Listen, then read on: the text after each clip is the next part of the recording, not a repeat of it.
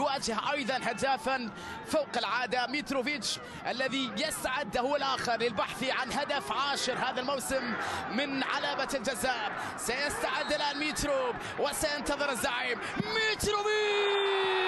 1-0 يا هلال.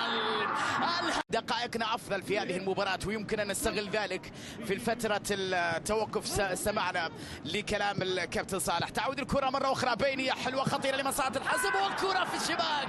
هدف حصباوي أول. جميل اللقطة. لسه أتكلم مباراة أن يذهب ليصلي صلاة المغرب، ولكن أيضا هذا الهدوء اللي نستمع عليه بسبب أنه توقيت صلاة جمهور والرابطة والقوة الزرقاء لا تقوم بالتشجيع في هذه الوضعية، وهذا أمر طبيعي. كرة بالخطأ.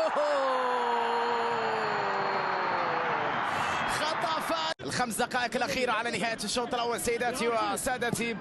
كرة بينية باتجاه سيرجي على جهة اليسار حلوة إلى مالكوم. تمريرة الرد إلى سافيتش. كرة خطيرة. ميترو. الله الله الله الله. جهة اليمين إلى سعود عبد الحميد.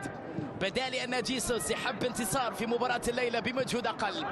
لمسة باتجاه وتمريرة لمالكوم. سيرجي يحاول. سيرجي يحافظ على كورته بينية لكنها لا تكتمل. سيرجي سعاد. الله الله